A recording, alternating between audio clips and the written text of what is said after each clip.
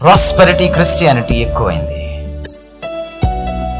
ధనం ఉంటేనే ధన్యత. యేసుక్రీస్తు వారు కొండ మీద ప్రసంగంలో ఏం చెప్పాడు? ధనం ఉంటే ధన్యత అని చెప్పలా. ఆయన కోసం శ్రమ పడ్డం ధన్యత అన్నాడు. ఆయనకి తలదాచుకోవడానికే చోట్లేదే. మీరు గొప్ప గొప్ప సంఘ భవనాలు కడుతున్నారు, మంచిది, చాలా సంతోషం. భారతదేశంలో ఈరోజు క్రైస్తవ సంఘాలు భవనాలు చాలా అద్భుతంగా ఉన్నాయి. గొప్ప గొప్ప ఆర్కిటెక్చర్ చూస్తున్నాను నేను, నాకు సంతోషంగానే ఉంది. కానీ సంఘం కట్టడం అంటే ఇటుకలతో కట్టడం కాదు, మనుషుల జీవితాలని కట్టడం.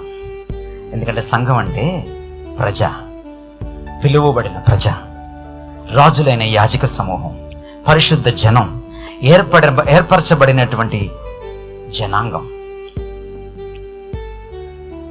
మనుషుల్ని కట్టేవాళ్ళేరి. ఈ డబ్బు చిమ్మిట పడుతుంది, ఈ డబ్బుని దొంగలెత్తుకెళ్తారు. పరలోకంలో ఈ డబ్బు కనపడదు. డబ్బుతో సమస్య ఉంది. డబ్బు మంచిదే. డబ్బుతో సమస్య ఏంటంటే కొంతకాలం డబ్బు సంపాదించిన తర్వాత దాన్ని ప్రేమించడం మొదలు పెడతాం. ఒకసారి ప్రేమించడం మొదలు పెట్టిన తర్వాత దేవుణ్ణి ప్రేమించడం మానేస్తాం.